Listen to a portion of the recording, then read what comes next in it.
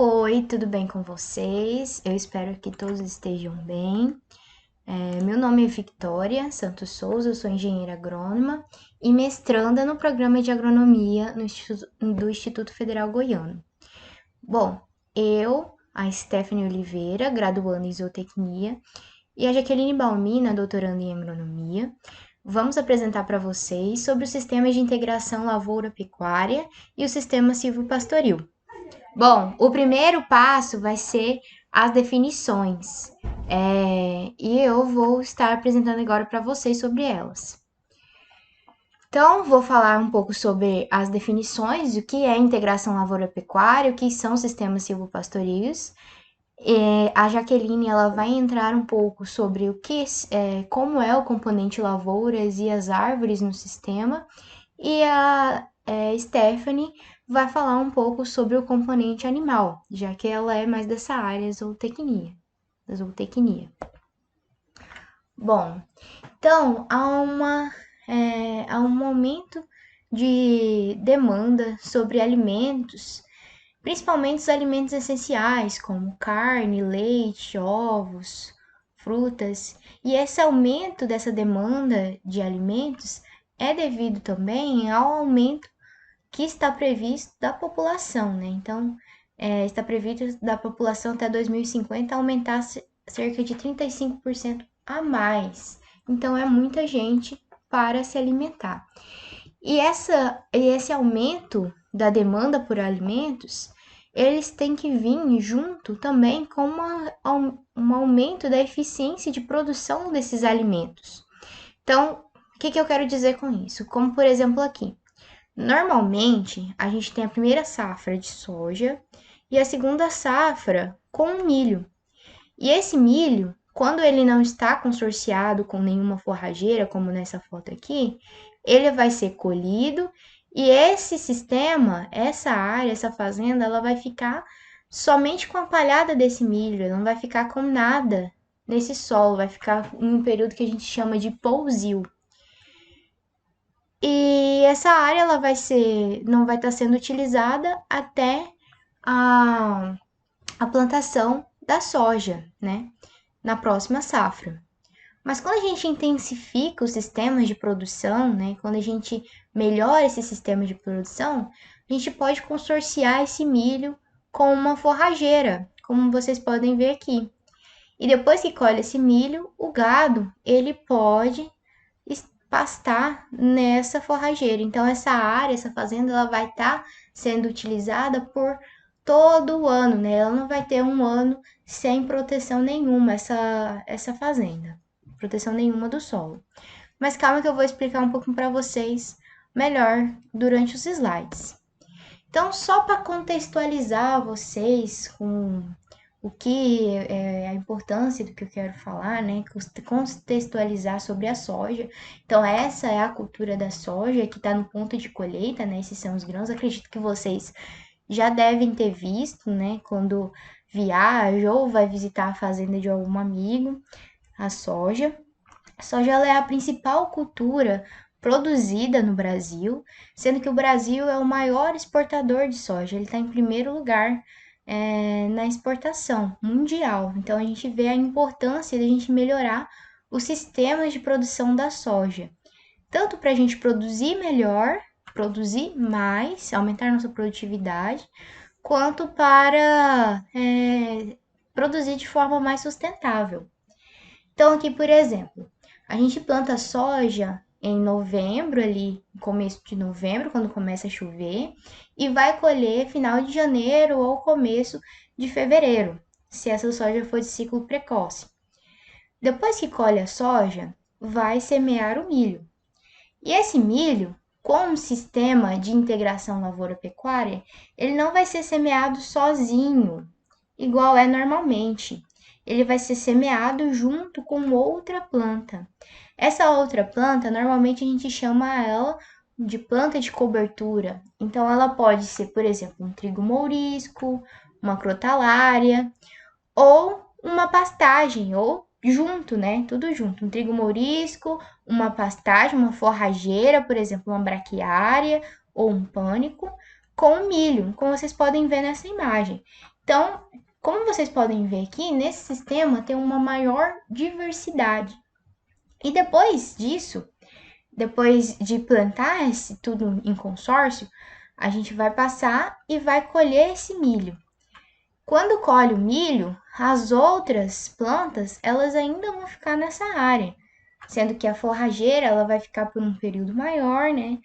Ela, então, vai ficando por um período maior, podendo ser colocado ali animais para pastar nessa área. Então, vamos fazer o resumo. A gente vai estar trabalhando com uma espécie, com a soja, com o milho e com a pastagem e o gado, que vai poder ser colocado nessa área para pastar. Então, o agricultor ele vai aumentar a diversidade de fontes de renda, né? Que antigamente podia ser só com a cultura, hoje em dia está acrescentando o gado também. Então, isso é a definição de integração lavoura-pecuária, né? Em uma mesma unidade de área, cultivar de forma simultânea ou não, nesse caso, né? Simultânea é o milho com a forrageira, e depois que colhe o milho, coloca o gado nessa área. Bom, e como que é um sistema silvio-pastoril? Um sistema silvio-pastoril é a combinação intencional de árvores, pastagens e o gado. Então, no sistema silvio-pastoril, não vai estar tendo ali o componente lavoura, né? Não vai estar tendo a soja. E em contrapartida, a gente tem a árvore, né? Então, em uma mesma área, ao mesmo tempo, manejado de forma integrada. Então, a gente tem que lembrar que sempre um sistema integrado, todo esse sistema vai estar acontecendo em uma mesma área, em um mesmo ano agrícola. Então, aqui nesse exemplo, a gente tem a pastagem, e agora, diferente do exemplo anterior, a gente não vai ter mais o milho, não vai ter mais a soja, vai ter a pastagem e vai ter árvores. E esse sistema vai estar integrado junto os animais. E aqui a gente tem uma foto mais realista. Então, normalmente, vocês devem estar se perguntando: pode ter um sistema inicialmente começando com lavoura, integrado com árvore, e depois que as árvores crescem, a gente pode virar somente um sistema silvopastoril. Pode ser. Então, o que acontece? Quando essas árvores elas estão muito pequenas, não pode colocar o gado lá, porque o gado ele vai machucar essa árvore, vai quebrar a árvore. Então, se a árvore estiver muito pequena, a gente tem que esperar pelo menos ali uns 2 anos até a árvore crescer e engrossar para ficar mais resistente e não quebrar com o gado. Então, esses primeiros 2 anos ali, a gente pode sim manejar uma lavoura de soja nessa entrelinha. Uma lavoura de soja, aí depois vem o milho consorciado, e nisso a gente pode ir formando este pasto. Então, o sistema silvopastoril, ele entra ali depois de uns 3 anos de cultivando lavoura de soja, lavoura junto com as árvores. Ele vai entrar quando a gente parou de cultivar a lavoura e só tá somente com os animais e as árvores. Então, já tem várias modalidades de sistema silvopastoril. Por exemplo, no Nordeste, a gente tem a chamada frutivinocultura. Mas é só mais uma modalidade de sistema silvopastoril, porque aqui, como por exemplo, eu mostrei com gado e árvores de eucalipto. Mas pode ter como, por exemplo, caprinos, ovinos e plantas de uva, né? Então, pode ser consorciado com mangueira, com qualquer outra fruticultura, pode ser também com laranja. E aí, normalmente, quando é com fruticulturas, são animais menores. Esse aqui é um sistema muito comum no Nordeste, porque lá eles já são acostumados a utilizar esses animais, né? A cultivar esses animais. Então, também pode ser com ovelhas, consorciado com árvores. Então, é árvore e animal. Bom, agora só fechando tudo o que eu disse para vocês entenderem bem. Quando a gente utiliza sistemas em consórcios,